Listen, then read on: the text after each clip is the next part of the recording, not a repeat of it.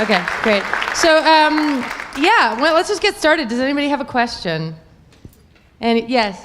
It was an unresolved ending to me. So when the two were in the cab together, I kind of feel that the friend, they were so close friends. I bet she was left the ranch, and I think she had something to do with the killing. Am I right? No, you're not. Well, she actually has something to do with the killings by omission, or by omission. So basically, she starts catching on as things go along that something's off with Dory, and she knows Dory has a history of instability, let's say, and she's the only one in the group does. And as she goes along, she makes a conscious choice, the further they go, not to say anything. So she's sort of complicit in the fact that she doesn't let people know. And then at some point, it does just sort of get to the point where she just needs to get everybody who's left safely out. But the question still remains, if Dory had lived, would she have fessed up, or would she just have let it ride? Did that answer your question? Yeah, I did. Okay, good. Yes. Who was the second set of hands when they were getting the pearls down the... Okay, so, and this is the beauty of it. You can all go pre-order this and watch it again, because on iTunes, because you will see as you watch it the second time and third time, I mean, even these guys who read the script and were in it, each time they've seen it, they're like, wait a minute, I didn't see that last time. Because there's a lot of stuff, but basically, Dory, the guy on the hill at the very end that comes up with the bone in the middle is the ranch hand that treated Dory like a sister, defended her like a brother. And she had introduced Alice. So when she says, Guy would be really loyal to you, and Alice says, I need to, figure out what I want, she's talking about that guy that comes up with the bone. So Guy helps Dory kill the girls like he did the first time. I'm so glad very you just tricky, explained but that. I promise you, if you watch it again, you will go, I can't believe I missed that. Yeah, that's the fun of it. Anybody else? Any questions? I just have to say he handled that bone pretty well. It's like right here.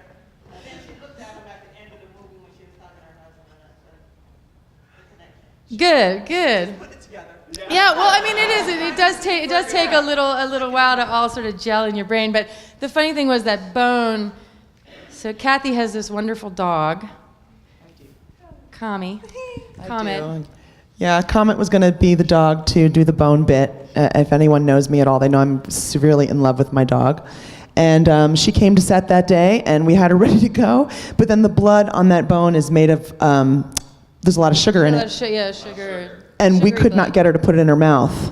So she just went, back to her trailer and, called SAG on the rest of us. And luckily there was a dog that lived on that ranch that was like, I'll do it. I'll put that in my mouth. Let me put it in my mouth. Can't wait to get that in my mouth. Please, I'll do it. So, Comet lost the part. Yeah.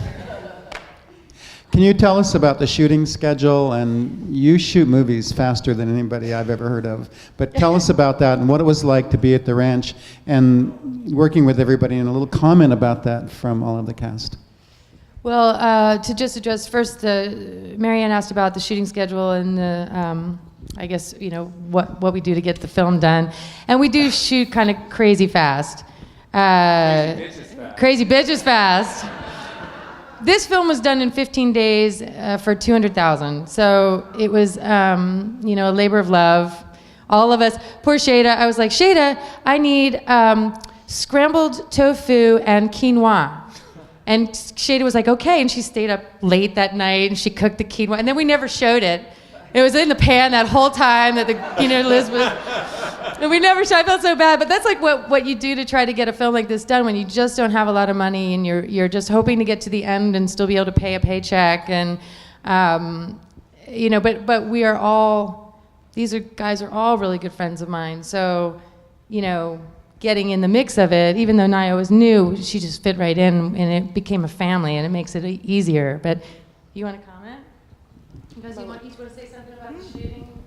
I think we were really lucky because we did get on really well. There was a couple of night shoots where we'd be driving back through Malibu watching the sun go up. So it was like, oh, this is like a dream job. But it was also, Niall busted out some dance moves. At one point, we were like having a lull, it was 4 a.m, and it was like, music on, come on!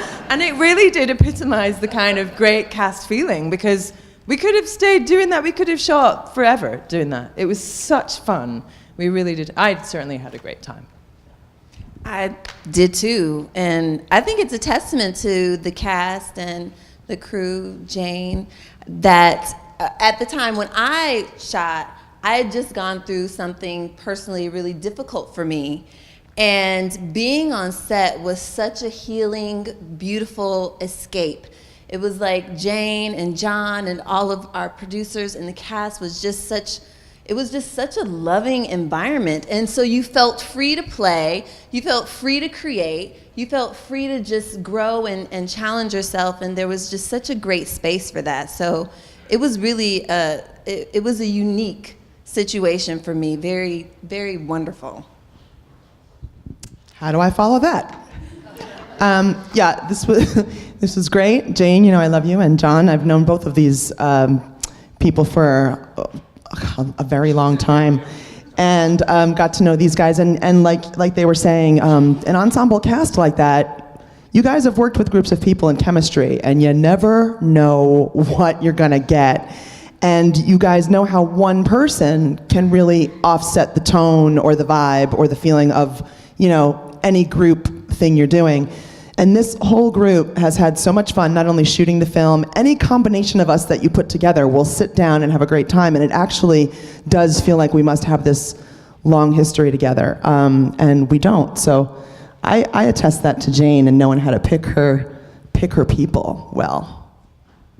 Yeah, are there any aspiring, I have my own microphone, they gave me my own. Are there any aspiring filmmakers in the audience, or actors, or people? Hey girl.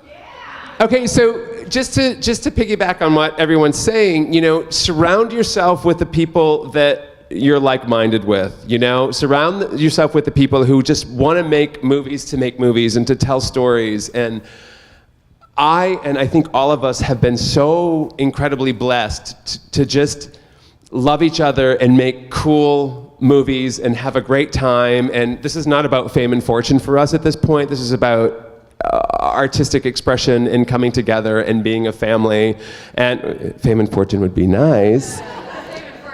That would be lovely. But if you're looking to do this, just surround yourself with like-minded people and just support each other. And if you have a friend that's doing some shitty-ass play in some downtown theater, go watch them and go clap loudly and go laugh and bring it all together and just, you know, make it happen, because we had a blast, and we're a family here, and we're all friends, and we all hang out, and we all have a great time, and The funny thing is, though, and we are all friends, very, very tight friends now. We go for drinks and stuff like that.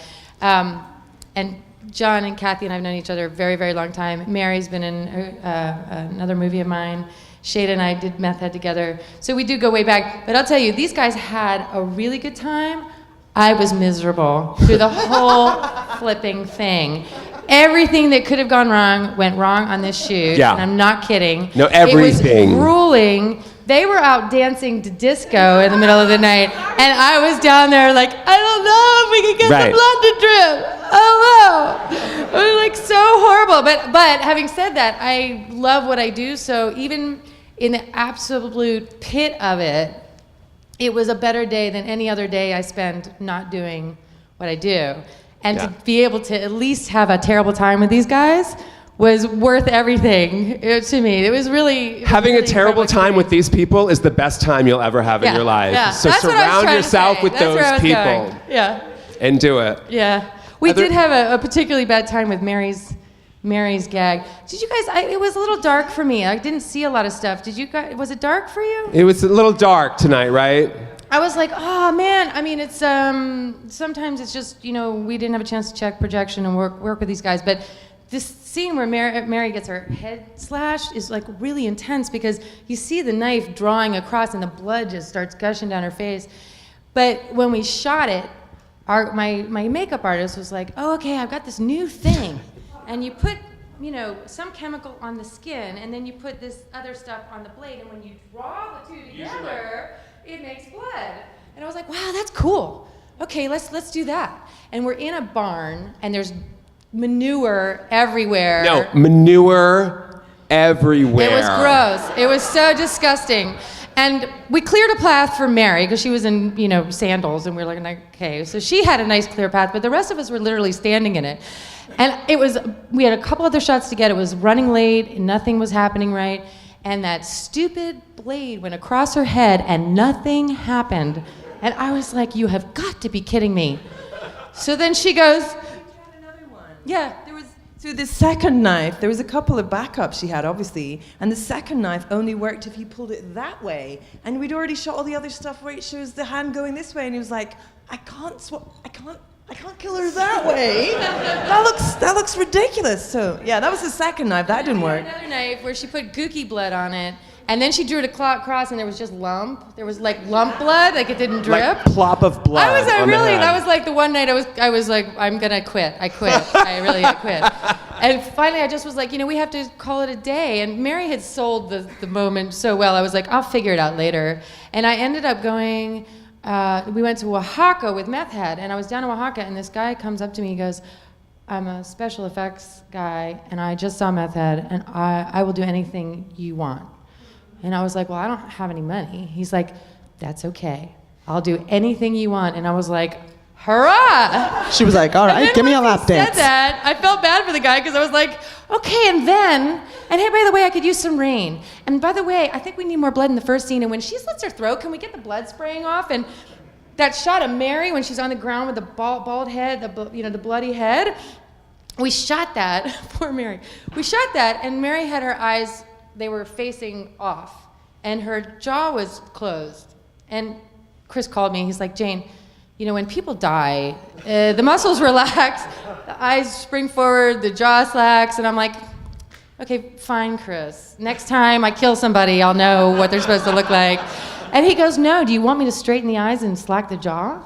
And I was like, are you kidding me? And he sent me this thing, and I'm like, where'd you get the teeth? I mean, he got the teeth in there and everything. It was amazing. Anyway, I digress, but that was one of our many exciting moments. So there was tonight. We, like Jane said, we didn't have a chance to check color or whatnot beforehand. It was a bit dark tonight, so some things you might see when you pre-order on iTunes for $9.99. You can do that right now and get it and take it home for your very own self and to show your friends and family. Your mom will love this movie. So make that happen. Here. I noticed in the restaurant cafe scene, Kurt Smith of Tears for Fear. Oh, yay! I recognized him, and then he came back at the end as the detective. How did he get involved in this? It's like, I didn't know he was an actor. Never mind in American small independent films. It's interesting because he did the score he and his writing partner did the score for Meth Head.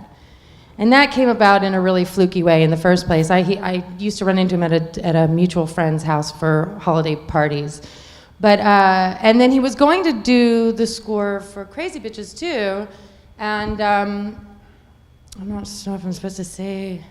Well, anyway, Tears for Fears was going in to record a new album, and he was like, "You have to finish your film by September, or I can't do it." And we shot it. We finished shooting in the middle of July, so I was like, "Well, that's not going to happen." So he wasn't able to do it, but because he was in Meth Head, I had put him in the film. He brought this crazy little song that he sang. He had written it for another movie. He brought that with him. And then he wrote me a title, this opening song that, after she's stabbed, that song that comes in for the opening title credits, Kurt wrote for me. And he's like, I'm sorry I couldn't do your score. Here's a song to make up for it. And I was like, oh, thank you. But he's a friend now, really, after working together, yeah. Just Don't tell anybody about the album because I wasn't supposed to say it. Just a little bit of trivia. The fight scene towards the end with Kathy and our fabulous and Andy at the end. Just so y'all know, that was literally the hottest day of the year. They were on a mountaintop in Malibu. It was 112 degrees. And that scene that they shot, I stayed in the camper that day to do paperwork while they were up there shooting. What was that, like an 8-hour, how long are you guys up there? Like, A lot of them were up there a lot longer than me. I came out to do the fight, and then I was done.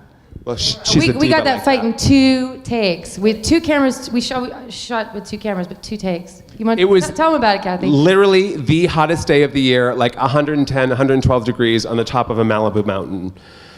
It sounds dramatic, but it was freaking hot. Yeah, too much. Right, I'm in Phoenix. You don't give a shit. It was 112 in Malibu. Sorry. I forget where I'm at. Yeah. You know what? Forget I said any of that. Yeah. But we're Enjoy your delicate. desert. We're delicate people back in LA. You know, the fun thing was that, you know, Kathy is she was the first person. I said, I'm going to write this script. Do you want to be in it? And she's like, yeah, I want to do something like, I want to be a heroine. I want to I want to do fight things. I was like, and originally she was going to be one of the heroines, and then that sort of went away. But I kept the fight stuff in, and you know, you had so much fun. You had so much fun. Andy and I did the fight ourselves, and you got Gary on board, who's a stunt coordinator, and he taught us the moves one by one like you would a dance. And then you just practiced them together, and Andy had in his pants, when I kicked him in the balls, I was able to haul off and kick him in the balls.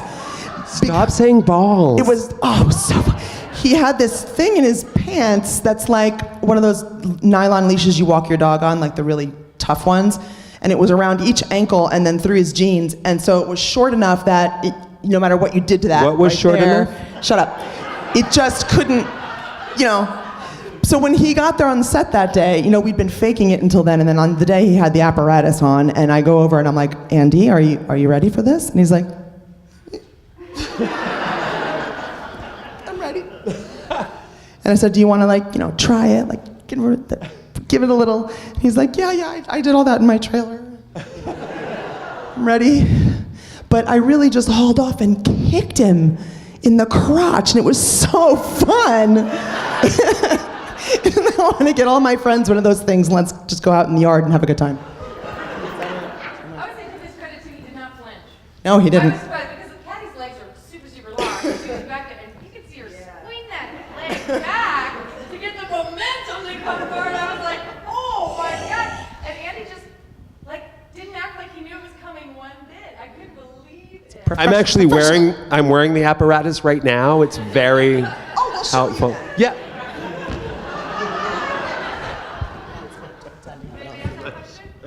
I have one more. I want to know what's next. We've been so fortunate to have Jane here 2 years in a row that we're just looking forward to what's your next project. And you're going to France? Are you still doing that? Well, we need money. But yeah, we have a couple projects that we're working on. The French, I can project. I know you can. The French project is something that actually Kathy and John had brought me ages ago, and I wrote the script, and then things sort of drifted off, and we did some other things, and I came back around to it and was like, you know, this is a really good script. We just really should just try to get it made, and it's hard to raise money in anywhere really, but the States it's particularly difficult, and Europe has a little more creative funding type things going on. So I'm like, you know what? I'm going to reset it in Paris, and gee, wouldn't it be fun to go there anyway for 4 months?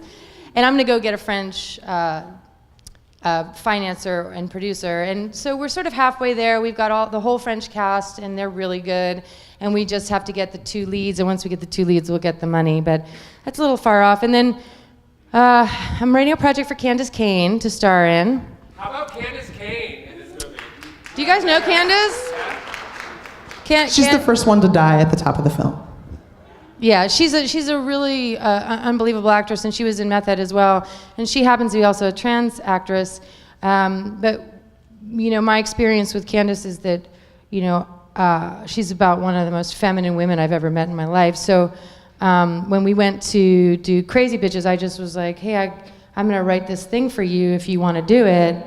And nobody, you know, I don't have to go, oh, well, I hired this transgender actress, but she's playing this straight actress, and I hope you don't hope everybody gets it, because she's just who she is, and she's so integrated and so truthful about who she is in her soul, that she is just this gorgeous woman. And I think it's time to stop making decisions based on, somebody's sexual orientation or, whatever it is. I just want to hire her and have her play a woman, and she wants that opportunity, so we're writing a script for her to star in.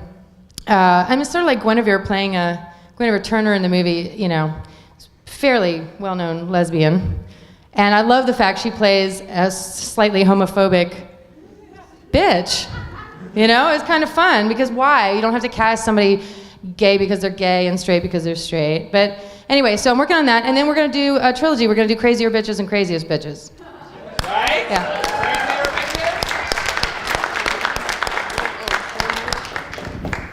I'm working on a commercial film for kids, because the little girl that got killed in the movie who made me trip is my daughter. So She laughed, she loved it, she loved doing that scene. yeah, she just Your mom like a whole bunch of times, and each time she was like, yeah, she just did an interview, and they asked her what was her favorite part, and she said, "Oh, abusing my mom," and getting away with it. And her other favorite part is, and mine, always getting to use this word without getting in trouble. But we're working on a film called Birthday Boy, which is about a little boy who ends up reliving the same day every day, kind of like Groundhog's Day. Right, you want to see what you're working on? Sure. My next thing is a play, actually, that I wrote, and it's got me in it. Just me. Mainly for budget.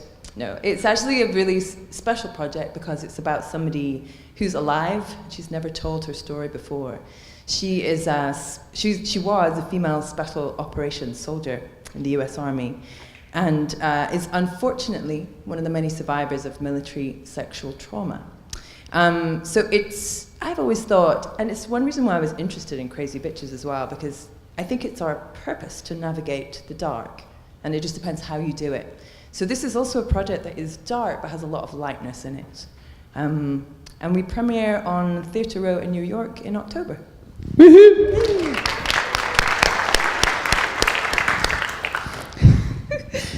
I was gonna transition and talk about darkness and myself and talk about Care Bears, but it was gonna be funny. Anyway, so I know I love the dark. I do voiceover for Care Bears. It's really dark. I play Harmony Bear. It's on the Hub, the children's network. Check it out. But I'm doing that. We're in season 2, and I'm also, if anyone is in LA, I'm doing a cabaret show February 16th at a place called Rockwell. And I sing, and it's going to be a bunch of singers who've been on Broadway, and it's a great night. So if you're there, check it out.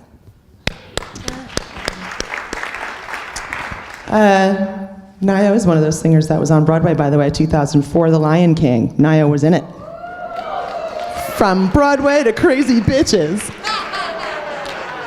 And Harmony Bear. I mean, she's Harmony Bear. She played the serial killer and Harmony Bear, okay? That's range, people. Range. I'm in the middle right now of doing my first documentary.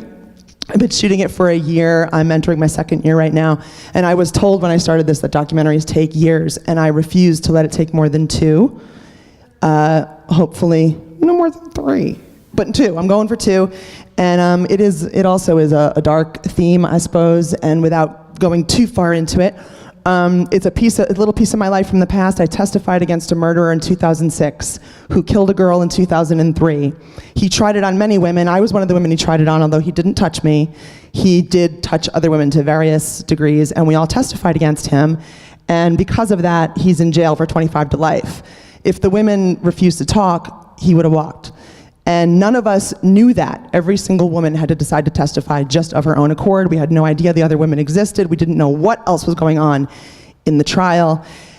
And when I learned later why he was behind bars, I thought I have to go find all of these women and make a point to show women of the world why you have to talk when shit like that happens. Because if we don't, we just set them free on each other.